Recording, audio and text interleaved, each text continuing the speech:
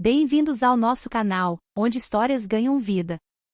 Neste vídeo, vamos explorar relatos arrepiantes de experiências sobrenaturais compartilhadas por pessoas reais.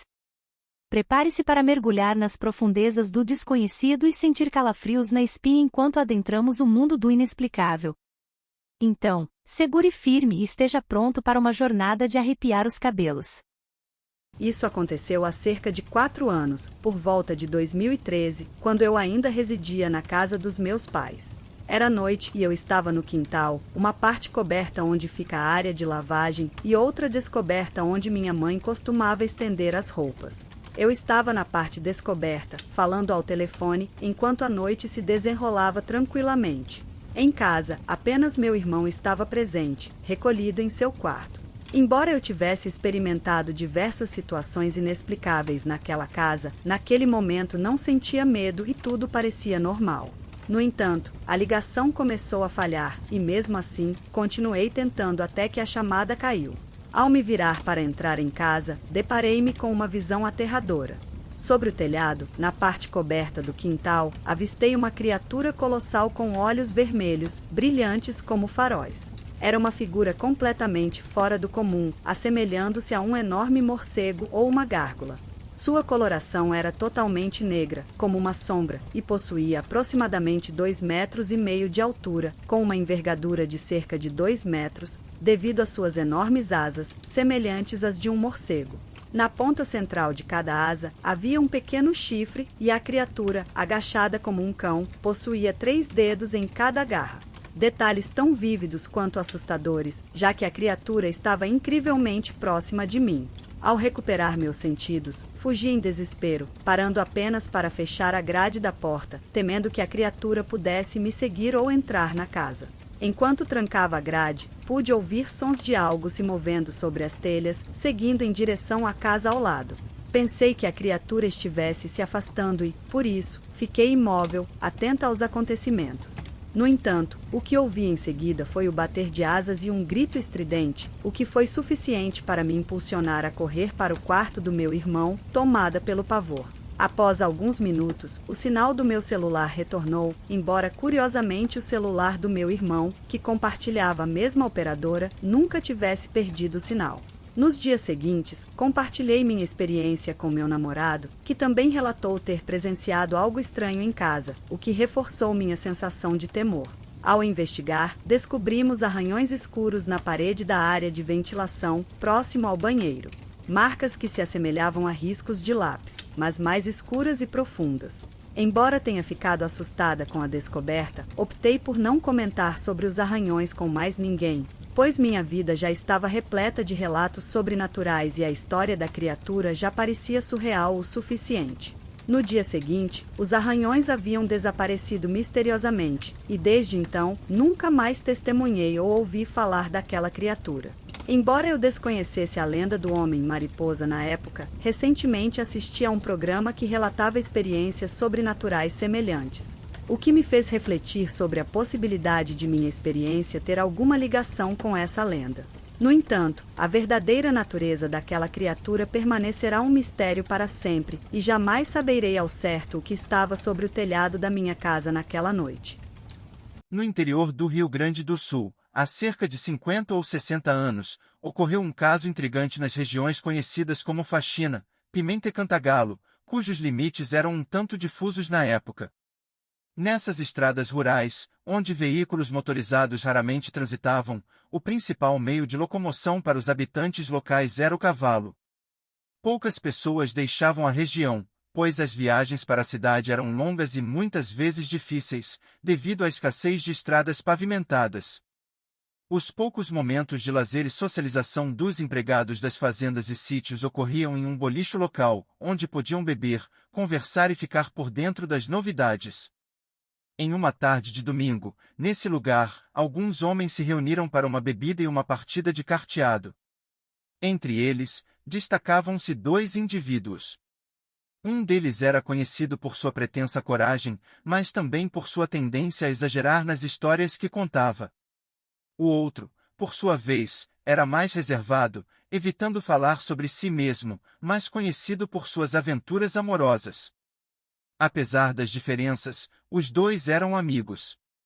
Porém, durante a conversa, o primeiro dos dois homens começou a relatar uma série de histórias de assombração, exagerando cada vez mais em suas narrativas. Ao mencionar um encontro com um lobisomem, comparou-se a São Jorge enfrentando o dragão, o que resultou em risadas por parte dos presentes e na saída brusca do contador de histórias, visivelmente irritado.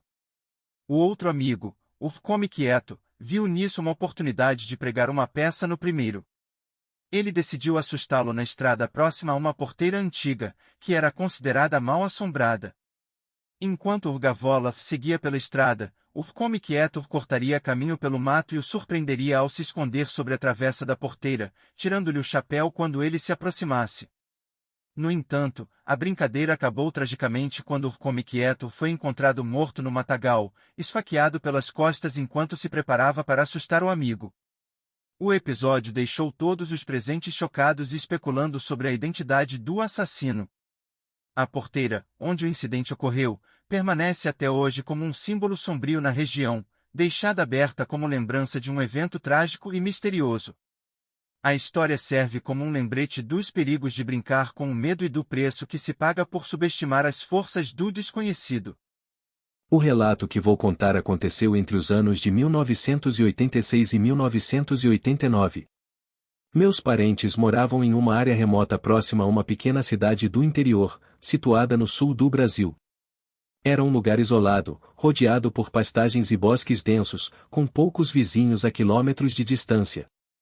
Meu tio, que já faleceu, possuía um modesto bar na região, onde os moradores locais se reuniam para socializar e relaxar. Naquela época, surgiram rumores sobre uma criatura misteriosa, descrita como uma figura grande com corpo humano e cabeça de animal, que supostamente atacava animais e até mesmo pessoas. Alguns afirmavam terem sido vítimas de ataques, enquanto outros diziam ter perdido animais para essa estranha entidade. Minha tia, uma mulher prática e cética, costumava ignorar esses boatos, concentrando-se em cuidar de seus filhos e das tarefas diárias. No entanto, sua incredulidade foi desafiada em uma noite sombria. Ela estava voltando para casa com um de seus filhos em um ônibus quase vazio, após o anoitecer. O veículo seguia seu trajeto habitual quando, em uma parte isolada da estrada, algo grande emergiu dos arbustos e colidiu violentamente com o lado direito do ônibus, antes de se afastar novamente para a escuridão da vegetação. O impacto fez com que o motorista perdesse momentaneamente o controle, freando bruscamente e quase parando dentro de uma vala. Felizmente, ninguém ficou ferido, mas o incidente deixou todos os passageiros atordoados e apreensivos. O motorista, visivelmente irritado, desceu do ônibus para inspecionar os danos e buscar ajuda. Enquanto aguardavam na escuridão, um estranho grunhido ecoou pela noite, desconcertando os ocupantes do ônibus. O medo começou a se espalhar quando uma segunda batida, ainda mais forte, atingiu o mesmo lado do veículo. Em pânico, os passageiros se agruparam perto do cobrador, rezando e chorando enquanto tentavam entender o que estava acontecendo. De repente, o ônibus começou a sacudir violentamente, como se estivesse sendo agarrado e sacudido por mãos invisíveis. Alguns dos mais corajosos olharam pelas janelas e avistaram uma figura sombria do lado de fora, mas a escuridão tornava difícil discernir qualquer detalhe. O terror atingiu o auge quando a criatura, descrita como um ser humano de pele escura com uma cabeça monstruosa de bode, se aproximou da porta aberta do ônibus. Um fedor insuportável precedeu sua chegada, deixando todos os passageiros paralisados de medo. Antes que a criatura pudesse entrar, ela recuou e desapareceu na escuridão da noite, deixando para trás um rastro de confusão e terror. O choro e os gritos de pavor ecoaram dentro do ônibus enquanto os passageiros se recuperavam do choque. O cobrador, trêmulo, trancou a porta do veículo, enquanto todos aguardavam nervosamente por ajuda. Quando finalmente chegaram ao local, as autoridades iniciaram uma investigação, mas nada foi encontrado além de relatos assustados e especulações sobre o que poderia ter causado o incidente. Com o tempo, a história da criatura misteriosa se tornou uma lenda local, persistindo na memória daqueles que testemunharam aquela noite de horror. O mistério permaneceu sem solução, deixando um ar de inquietação na comunidade por anos a fio. Vou compartilhar uma história verdadeira que me ocorreu após sair do trabalho. Até hoje, me arrepio ao relembrá-la. Saio do trabalho por volta das 18h30 e levo cerca de 10 minutos para chegar à passarela sobre a rodovia Presidente Dutra, no Jardim Satélite. Em um dia particularmente frio e chuvoso, enquanto me dirigia para atravessar a passarela, notei um rapaz parado bem no meio do caminho. Olhei ao redor, para os lados e para trás, mas não havia ninguém mais ali para atravessar junto comigo. Aquilo me causou um grande temor, já que geralmente há pessoas circulando por ali. Ao perceber o rapaz, parei imediatamente, tomado pelo medo. Orei e pedi a proteção de Deus naquele momento, pois um pressentimento ruim me invadiu. Decidi atravessar a passarela mesmo assim. Ao olhar para frente, vi uma mulher se aproximando empurrando um carrinho de bebê, com a criança protegida sob um guarda-chuva. Agradeci a Deus por este encontro, pois me senti menos vulnerável com outra pessoa ali. Passando pelo rapaz, olhei para ele, mas ele permaneceu imóvel. A mulher com o carrinho parecia absorta, com a cabeça baixa, e não pareceu notar a presença do rapaz.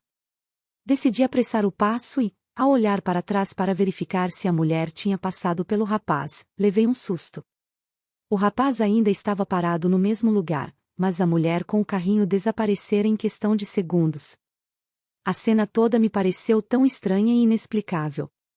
Chegando ao ponto de ônibus, orei novamente, agradecendo a Deus por me proteger.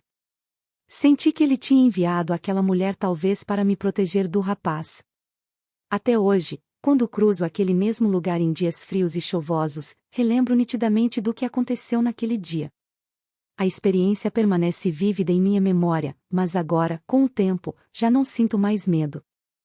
Agradecemos a vocês, nossos incríveis espectadores, por se juntarem a nós nesta jornada pelo mundo do terror e do sobrenatural. Sem vocês, nada disso seria possível. Continuem enviando suas histórias e compartilhando seus comentários.